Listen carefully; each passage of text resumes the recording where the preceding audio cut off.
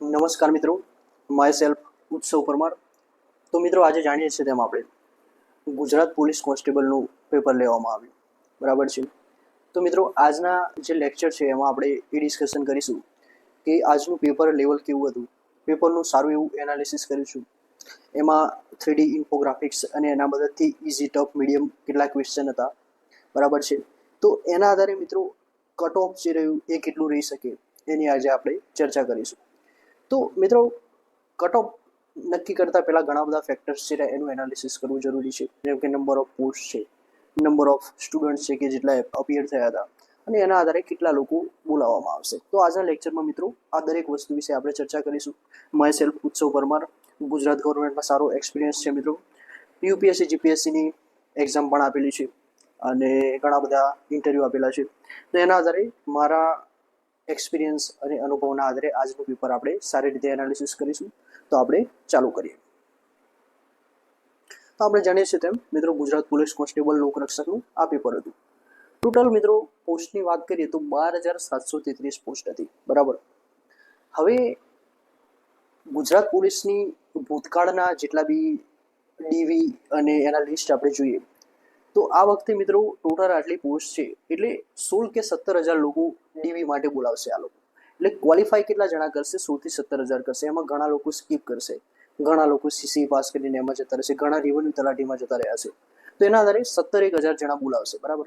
હવે exam આપવાવાળા student કેટલા હતા? તો 4 લાખ સમથિંગ સ્ટુડન્ટ હતા, બરાબર છે, કે જે લોકો ફિઝિકલ આપ્યું હોય. આપણે નોર્મલ જનરલ આંકડું કહીએ કે 4 લાખ જેવા સ્ટુડન્ટ હતા, બરાબર. તો એના આધારે મિત્રો આપણે ચર્ચા કરીએ. સૌ પ્રથમ તો સિલેક્શન પ્રોસેસ તો તમને ખબર જ છે, એટલે એમાં આપણે ટાઈમ નથી બગાડતા, ડાયરેક્ટ જે ટોપિક છે આજનો એના ઉપર આવી જઈએ. ટોટલ 200 માર્ક્સનું મિત્રો પેપર હતું, બરાબર છે. અહીંયા તમે જોઈ શકો છો તેમ 200 માર્ક્સનું પેપર, એમાં 200 MCQ હતા, 3 કલાકનું પેપર હતું અને 0.25 નેગેટિવ માર્કિંગ હતા. એટલે આજના પેપર પ્રમાણે મિત્રો 3D ઇન્ફોગ્રાફિક્સનું મદદથી આપણે પાછળ ચર્ચા કરીએ અને એના આધારે નક્કી કરીએ કે આજના આઈડિયલ એટેમ્પ્ટ કેટલા હોવા જોઈએ. આઈડિયલ એટેમ્પ્ટ મિત્રો મેં પેપર સારી રીતે ચેક કર્યું, એનું એનાલિસિસ કર્યું તો 170 સમથિંગ તો તમારે એટેમ્પ્ટ હોવા જોઈએ. એમાં પણ પાર્ટ એ પાર્ટ બીનો રૂલ છે મિત્રો, બરાબર. પાર્ટ એ 80 માર્કનો હતો અને આમાં જીપીઆરબીના આરઆર પ્રમાણે જોવા જઈએ તો 40% મિનિમમ માર્ક્સ હતા પાર્ટ એની અંદર. એટલે કે તમારે જો ક્વોલિફાય કરવું હોય આ પેપર 40% પાર્ટ એમાં લાવવા પડે, એટલે કે 32 માર્ક્સ મિનિમમ લાવવા પડે, બરાબર. અને પાર્ટ બી જે રહ્યું જેને આપણે જનરલ અવેરનેસ કહીએ એમાં 40% લાવવા પડે, એટલે એનું જે રહ્યું એ 48 માર્ક્સ સમથિંગ થાય, બરાબર. તો આટલા માર્ક્સ તમારે મિનિમમ લાવવાના છે. હવે 48 પ્લસ 32 તો મિનિમમ જે રહ્યા એ મિત્રો 90 માર્ક્સ, 80 માર્ક્સ મિત્રો મિનિમમ થઈ ગયા. હવે આટલું તો નાનું કટ ઓફ ના રહી શકે, બરાબર, કારણ કે પેપર ઇઝી ટુ મોડરેટ લેવલનું હતું, એટલું ટફ પણ નહોતું, ઇઝીલી એડેપ્ટેબલ હતું અને 180 મિનિટનો ટાઈમ હતો. એટલે ઇઝીલી આ પેપરનું કટ ઓફ જે રહ્યું એ થોડું ઉપર તો રહેશે જ, બરાબર. એ તમે આશા રાખીને ચાલો, બરાબર. જેમાં કોન્સ્ટિટ્યુશન 30 માર્ક્સનું હતું, કરંટ અફેર્સ 40 માર્ક્સનું હતું, હિસ્ટ્રી જિયોગ્રાફી કલ્ચર એ 50 માર્ક્સનું હતું. હવે આ તો રિક્રુટમેન્ટ રૂલ્સમાં લખ્યું હતું કે અમે આટલા માર્ક્સનું પૂછ્યું છું. હવે આજના પેપર પ્રમાણે કેટલું હતું, મીન્સ કે દરેક સબ્જેક્ટ વાઇઝ કેટલા માર્ક્સ હતા, તો એ હવે આપણે ડિટેલમાં એનાલિસિસ કરીએ, બરાબર મિત્રો. આ જે એનાલિસિસ રહ્યું મિત્રો એ પાર્ટ સિરીઝ બી જે રહ્યું એના આધારે મેં કરેલું છે. આ સિરીઝ બીનું જે પેપર રહ્યું એ તમને મારી ટેલિગ્રામ ચેનલમાં મળી જશે. એના આધારે મિત્રો આજનું એનાલિસિસ છે, બરાબર છે. જેમાં પાર્ટ એમાં 1 થી 80 ક્વેશ્ચન, પાર્ટ બીમાં 81 થી 200 ક્વેશ્ચન, બરાબર છે.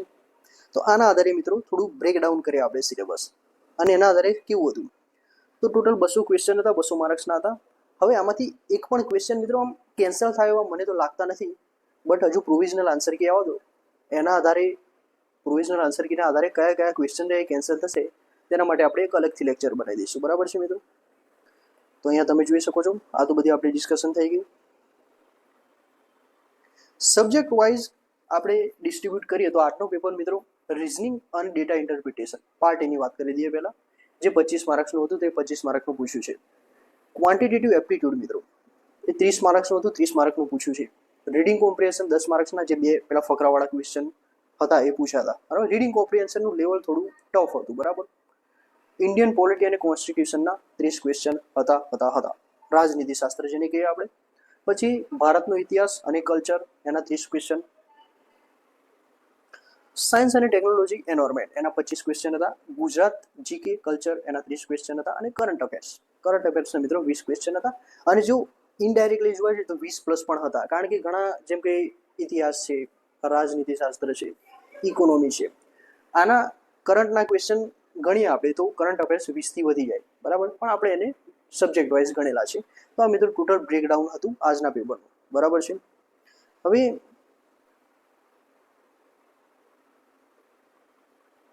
પર્સન્ટેજ વાઇઝ મિત્રો જોવા જઈએ આપણે તો ટોટલ ક્વેશ્ચનના 12.5% હતું.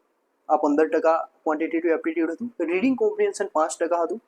ઇન્ડિયન પોલિટી 15% હતું. હિસ્ટ્રી 15% હતું. તો આ ટોટલ 100%માંથી સબ્જેક્ટ વાઇઝ કેટલા પર્સન્ટેજ હતા એ આજના પેપરના આપણે દર્શાવેલા છે.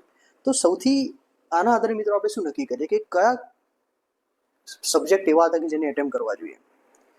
તો રીડિંગ કોમ્પ્રિહેન્શન મિત્રો તમે સ્કીપ કરો તો ચાલે એવું હતું, અને એ ટફ પણ હતું. રિઝનિંગ ડેટા ઇન્ટરપ્રિટેશનના ઇઝી ક્વેશ્ચન હતા, એટેમ્પટેબલ હતા. ક્વોન્ટિટેટિવ એપ્ટિટ્યુડ 15% હતું, એનું વેટેજ એ સારું કહેવાય, એટલે આ પણ એટેમ્પટેબલ હતું. પછી ભારતની રાજનીતિ શાસ્ત્ર એટલે કે પોલિટી એ પણ એટેમ્પટેબલ હતું. પછી હિસ્ટ્રી અને કલ્ચર અને બેઠા કોપી પેસ્ટ ક્વેશ્ચન આપ્યા હતા. તમે કોઈ બી નાની એવી જીએસની બુક કે કોઈ પણ કોચિંગ ઇન્સ્ટિટ્યૂટનું મટીરિયલ વાંચ્યું હશે તો એમાંથી મોસ્ટ ઓફ ક્વેશ્ચન તમને હિસ્ટ્રી અને કલ્ચરના દેખાયા હશે, બરાબર. પછી સાયન્સ એન્ડ ટેકનોલોજી, જિયોગ્રાફી અને એન્વાયરમેન્ટ એનું પણ સારું એવું વેટેજ હતું. કરંટ અફેર્સનું પ્યોર કરંટ અફેર જે ફેક્ચ્યુઅલ ગણી શકાય એનું વેટેજ 10% હતું, બરાબર છે. પણ જો આપણે જીએસ સાથે કોલાબરેટ કરીએ ને તો થોડું હતું, બરાબર. જીકે કલ્ચરની વાત કરીએ, ગુજરાતનું જનરલ નોલેજ એ 15% હતું. એટલે આજના જે પેપર રહ્યા એમાં reasoning, aptitude, polity, history, culture, ગુજરાતનું જીકે કલ્ચર, સાયન્સ, આટલા તો મિત્રો તમે એટેમ્પ કરેલા હોવા જોઈએ જ, કારણ કે આ ઇઝી ટુ મોડરેટ લેવલના હતા, બરાબર છે. રિઝનિંગ અને ડેટા ઇન્ટરપ્રિટેશનના 25 ક્વેશ્ચન હતા. ક્વોન્ટિટેટિવ એપ્ટિટ્યુડના 30 ક્વેશ્ચન હતા. એમાં રિઝનિંગમાં આ એક નવો ટ્રેન્ડ ચાલુ કર્યો મિત્રો. પહેલાં મેટ્રિક્સ કોડિંગના ક્વેશ્ચન નહોતા, એટલે હવે આવનારી સીસી જે રહી એમાં પણ મેટ્રિક્સ કોડિંગના ક્વેશ્ચન આવશે.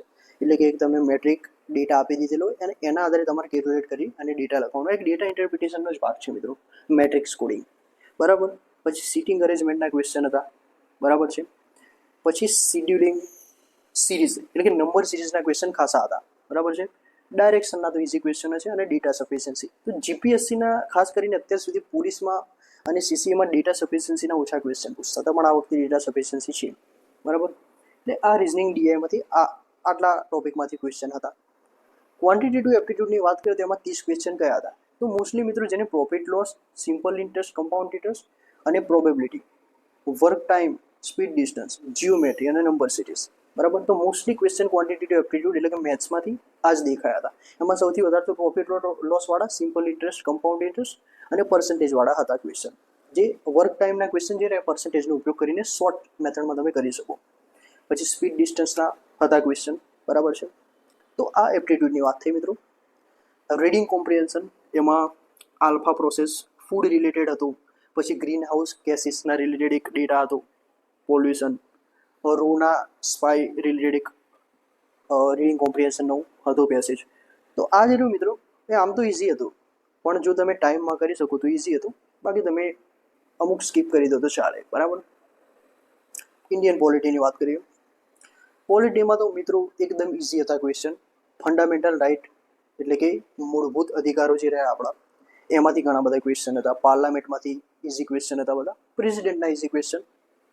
ઇમરજન્સી જેમ કે આર્ટિકલ 352, 356, 360, પંચાયતી રાજ 73rd અને 74 constitutional amendment act, federal structure, બરાબર છે, એટલે કે સેન્ટર સ્ટેટ રિલેશનના જે રહ્યા એના સારા એવા ક્વેશ્ચન હતા. તો મોસ્ટલી ઇન્ડિયન પોલિટીમાંથી મેજોરિટી ઓફ ક્વેશ્ચન આટલા ટોપિકમાંથી હતા.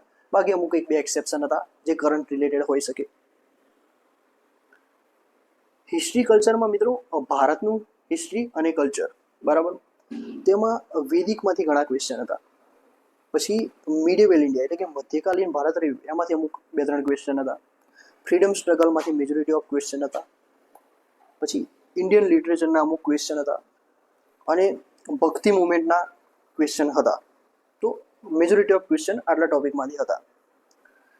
સાયન્સ અને જીઓગ્રાફીની વાત કરીએ તો મિત્રો એમાં biology, chemistry, physics, geography, environment, volcano, mineral, પછી અમુક નદીઓના ક્વેશ્ચન હતા. આટલા ક્વેશ્ચન આટલા ટોપિકમાંથી જીઓગ્રાફીના ક્વેશ્ચન હતા, જે મોસ્ટલી તમે સ્ટાન્ડર્ડ એનસીઆરટી કે જીસીઆરટી કે કોઈ સ્ટાન્ડર્ડ રેફરન્સ બુક અપનાવો તો એમાંથી મળી જાય. બરાબર. તો આ તો સાયન્સ જીઓગ્રાફી.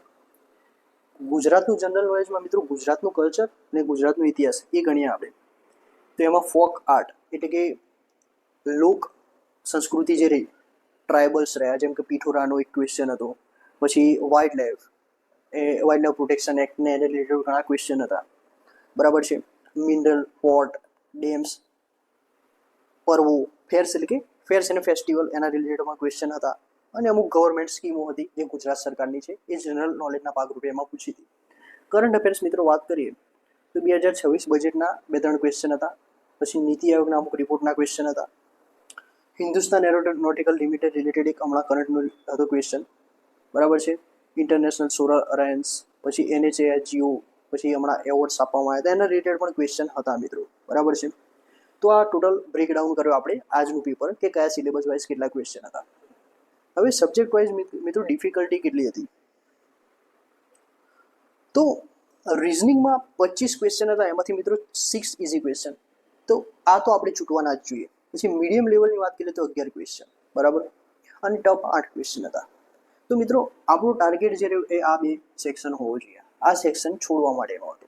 બરાબર છે. એ જ રીતે એપ્ટિટ્યૂડમાં 9 ઇઝી હતા, 14 મીડિયમ હતા. રીડિંગ કોમ્પ્રિહેન્શનમાં 4, 5. બરાબર છે. આ હું નથી ગણતો કારણ કે આ સ્કીપ કરવાવાળા ક્વેશ્ચન હતા જે તમારો ટાઈમ માગી લે. જો ટાઈમ વધે તો આ ક્વેશ્ચન એટેમ્પ કરવા બેસાય, ખાસ કરીને જે મેથ્સ રીડિંગ છે એમાં. બરાબર. ઇન્ડિયન પોલિટીની વાત કરીએ તો 6 ક્વેશ્ચન ઇઝી હતા, 14 મીડિયમ હતા. આમ તો પોલિટીમાં બધા જીપીએસસીની તૈયારી કરતા હોય વિદ્યાર્થીઓ માટે તો ઇઝી જતા ક્વેશ્ચન, એટલે એમાં કોઈ ઇઝી મીડિયમ ટફ લાગ્યું નહીં મને. હિસ્ટ્રી કલ્ચરમાં પણ મિત્રો 10 ઇઝી, 12 ટફ, 8 છોડવા લાયક જે ફેક્ચ્યુઅલ એકદમ હોય. બરાબર. સાયન્સમાં 12 અને 10, પછી ગુજરાતના જીકે અને કલ્ચરની અંદર 18, 9, 3 છોડવા લાયક હતા. તો આ ડેટાના આધારે મિત્રો ટોટલ 200માંથી 72 પ્લસ 88 એટલે કે આઈડિયલ વ્યક્તિ જે રહ્યું કોઈ એને કેટલા એટેમ્પ કર્યા હશે એ આપણે ગણી આવે. હવે મિત્રો ધીમે ધીમે આપણે કટ ઓફ તરફ જતા જઈએ. બરાબર. ટોટલ 200 ક્વેશ્ચન હતા. બરાબર મિત્રો. આ 200 ક્વેશ્ચનમાંથી 72 ઇઝી ક્વેશ્ચન હતા, મીડિયમ ક્વેશ્ચન 88 હતા અને ટફ ક્વેશ્ચન 40 હતા. ટફ ક્વેશ્ચન જે રહ્યા એ 40 હતા. બરાબર. તો આપણે મિત્રો પહેલા ઇઝી મીડિયમને ગણી લઈએ. 160 ક્વેશ્ચન મિત્રો ઇઝી હતા અને 40 ક્વેશ્ચન ટફ હતા. બરાબર. તો આજનો આઈડિયલ એટેમ્પ્ટ રેશિયો કેટલો હોવો જોઈએ તો 200માંથી તમારે 170 સમથિંગ એટેમ્પ્ટ થયા હોવો જોઈએ. ઘણા એવા લોકો હોય કે જેને 40માંથી આ 10 તો ક્વેશ્ચન આવડતા હોય, ટફ કેટેગરીના હોય. બરાબર. તો 170 તો મિનિમમ તમે એટેમ્પ્ટ કરેલા હોવા જોઈએ. બરાબર. અને 30 ક્વેશ્ચન તમે એવું માની લઈએ કે તમે છોડી દીધા. બરાબર. 30 ક્વેશ્ચન છોડી દીધા, 170 એટેમ્પ્ટ કર્યા. હવે આના આધારે મિત્રો આપણે થોડું જોઈએ એમ. આ સબ્જેક્ટ વાઇઝ મિત્રો ડિફિકલ્ટી પર્સન્ટેજ વાઇઝ અમે ચાર્ટ બનાવેલું છે, જેમાં રિઝનિંગના ક્વેશ્ચન 24% ઇઝી હતા, 44% મીડિયમ. તો આજે આપણે પેલું નંબરમાં છે અને આ પર્સન્ટેજમાં કરેલું છે જે ઇમ્પોર્ટન્ટ નથી. બરાબર. એટલે ટોટલ મિત્રો વાત કરીએ આપણે તો 200 ક્વેશ્ચન હતા. બરાબર. એમાંથી 170 ક્વેશ્ચન એટેમ્પ્ટેબલ હતા. બરાબર. આ 200માંથી 170 એટેમ્પ્ટેબલ હતા અને 30 છોડવા લાયક હતા. હવે ઘણા વ્યક્તિઓ જે રહ્યા એમની એટેમ્પ ટુ કરેક્ટ રેશિયોની એક્યુરેસી રહી એ ઘણી સારી હોય. ઘણા માટે 80% હોય, ઘણા માટે 60% હોય. તો આપણે ધુરંધર વ્યક્તિઓની વાત નથી કરતા, આપણે નોર્મલ વ્યક્તિઓની વાત કરીએ છીએ. એટલે 60 થી 70% એક્યુરેસી વાળા માણસોની વાત કરીએ આપણે. ધારો કે એમને 170 એટેમ્પ કર્યા. બરાબર છે. એના 70% સાચા હશે અને 30% ખોટા હશે. એટલે એનો મતલબ શું કે 119 જે રહ્યા મિત્રો એ સાચા હશે પ્લસ 30% ખોટા હશે. બરાબર છે. એટલે કે 51 ખોટા હશે. આ 70% એક્યુરેસીની વાત કરીએ મિત્રો. બરાબર. હવે એમાં મેથ્સ રીઝનિંગ વાળા રહે એમાં તો કોઈ એક્યુરેસી હોય નહીં. મેન જે પેલા જીએસ હતા એમાં જ એક્યુરેસી હોય. બરાબર. તો ઘણા વ્યક્તિઓ માટે આ 51 ખોટા પડે છે એ આંકડો ઘટીને બરાબર છે 30 અથવા તો 35 સમથિંગ પહોંચી શકે. બરાબર. તો આપણે આઈડિયલ સ્કોર હવે કટ ઓફ તરફ થોડી વાત કરી લઈએ. તો મિત્રો 170 ક્વેશ્ચનમાંથી અમુક લોકો જે રહ્યા એના 51, આપણે પાછળવાળું ડેટા લઈએ તો 51 ખોટા હતા અને 119 સાચા હતા. તો આ ટોટલ 100 થઈ ગયા. પણ આપણે મેથ્સ રિઝનિંગમાં ખોટા પડવાના ચાન્સીસ ઓછા છે, એટલે એમાંથી આપણે -20 બીજા કરી દઈએ. બરાબર. એટલે 31 ખોટા ધારો કે હોય અને આની અંદર +20 કરી નાખીએ તો 139 ટ્રુ થઈ ગયા અને 31 ખોટા થઈ ગયા. કારણ કે મેથ્સ રિઝનિંગમાં મિત્રો એટેમ્પ ટુ કરેક્ટ રેશિયો જેવું હોતું નથી. જો તમને આવડે છે તો તમે કરો, બાકી તુક્કા મારવાનો કોઈ સવાલ નથી. બરાબર. તો આપણે હવે ટ્રુ 139 અને ફોલ્સ જે રહ્યા એ 31 ક્વેશ્ચન. હવે 0.25 પ્રમાણે ગણવા જઈએ તો 31 ભાગ્યા 4. બરાબર. તો 7 માર્ક્સ બીજા માઇનસ થાય. બરાબર. તેનો મતલબ શું થયું કે 130 સમથિંગ જે સ્કોર રહ્યો એ આ એક્ઝામ ક્લિયર કરવા માટેનો આઈડિયલ સ્કોર ગણી શકાય. બરાબર. તો જે બી મિત્રો રહ્યા એને 130 માર્ક્સ થાય છે. બરાબર. તો એ લોકો ડેફિનેટલી એમ સમજે કે હું આ જે એક્ઝામ છે એ ડેફિનેટલી ક્લિયર કરીશ અને મારું સિલેક્શન આ વર્ષે થઈ જશે. બરાબર. હવે વાત રહી આન્સર કીની. તો મિત્રો ઘણા કોચિંગ ઇન્સ્ટિટ્યૂટવાળાએ અત્યારે પબ્લિશ કરવાની આન્સર કી ચાલુ કરી દીધી છે. તો તમે એના આધારે પણ ચેક કરી લો. અને જો તમારે એના પ્રમાણે ચેક ના કરવું હોય તો આવતીકાલે અથવા પરમ દિવસ મને લાગે છે તેમ ત્યાં સુધી પ્રોવિઝનલ આન્સર કી આવી જશે. તો તમે પ્રોવિઝનલ આન્સર કી પ્રમાણે મિત્રો ચેક કરી શકો છો આન્સર તમારા, અને એ એક્યુરેટ આન્સર હોય છે. બરાબર છે.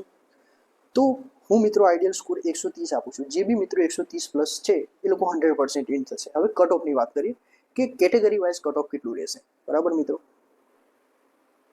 હવે એવું નથી મિત્રો કે જેને 130 નીચે થાય તો એ લોકોનું સિલેક્શન નહીં થાય. આ તો મેં તમને એવું આઈડિયા કીધું કે અહીંયા જોઈ શકો છો મિત્રો તમે કે સેફ સ્કોર કયો છે આ પેપરનો. 130 પ્લસ સ્કોર જે રહ્યો એ સેફ છે. બરાબર. હવે કેટેગરી વાઇઝ આપણે નક્કી કરીએ. 130 પ્લસ છે લોકો એવું સમજી લો કે હું ડેફિનેટલી 100% ઇન છું. હવે વાત રહી બીજા લોકોની કે જેના 110 થી 130 ની વચ્ચે હોય એવા લોકોની.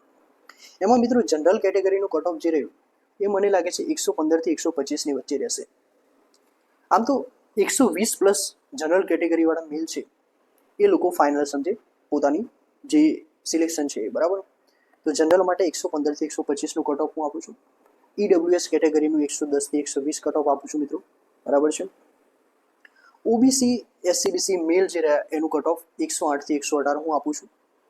એસસી કેટેગરી વાળા મિત્રો રહ્યા એમનું કટ ઓફ 95 થી 105 આપું છું. બરાબર છે. એસટી કેટેગરીના જે સ્ટુડન્ટ રહ્યા એમનું કટ ઓફ હું 88 થી 98 આપું છું. બરાબર મિત્રો. હવે આ જે એ મેલ કેન્ડિડેટની વાત થઈ.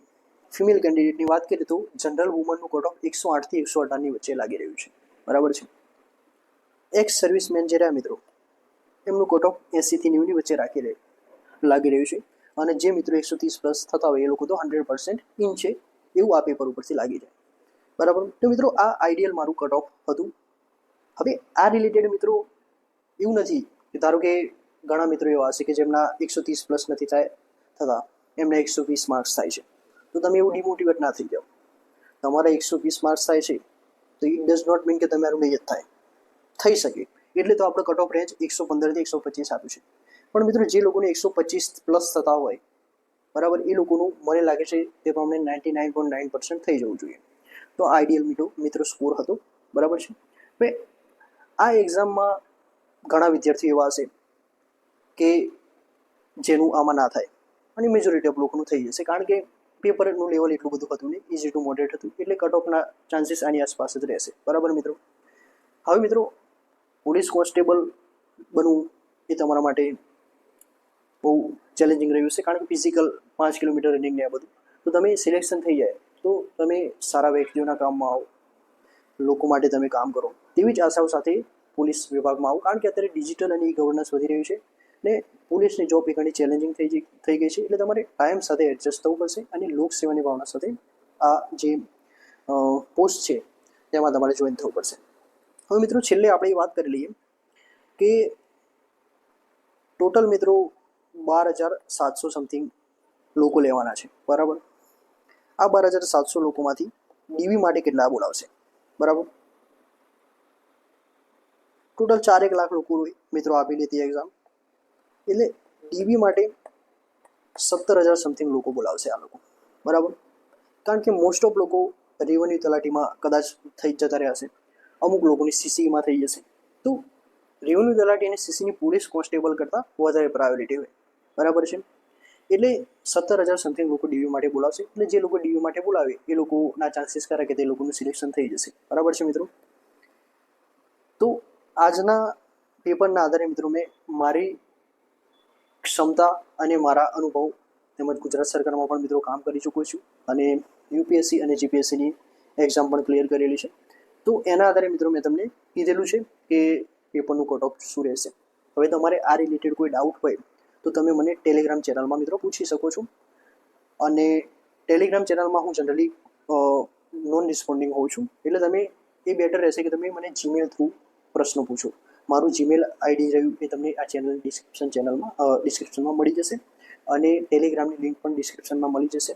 ત્યાંથી તમે આ પેપર જે રહ્યું એનું એનાલિસિસ ડાઉનલોડ કરી શકો છો. અને તમારે કોઈ ડાઉટ્સ હોય તો તમે મને જીમેલ થ્રુ પૂછી શકો છો. હું જનરલી મિત્રો કોમેન્ટ સેક્શન ઓફ રાખતો હોઉં છું, કારણ કે એમાં કેવું થાય છે કે જે જેન્યુઅન ક્વેશ્ચન હોય છે એ ધ્યાને આવતા નથી અને અમુક નકામા મીન્સ કે જે ઇરિલેવન્ટ ક્વેશ્ચન હોય એવા બધાના વધારે આવતા હોય છે. એટલે તમારું જેન્યુઅન ક્વેશ્ચન હોય તમે મને જીમેલ થ્રુ પૂછી શકો છો. અને પ્રોવિઝનલ આન્સર કે પછી કેટલા ક્વેશ્ચન છે જેમાં વાંધા અરજી કરી શકો છો, તે રિલેટેડ આપણે એક અલગથી લેક્ચર બનાવીશું. અને ત્યાં સુધી ઓલ ધ બેસ્ટ ફોર તમારી એક્ઝામ, બરાબર છે. અને નેક્સ્ટ લેક્ચરમાં આવા જ સારા કન્ટેન્ટ સાથે મળીશું.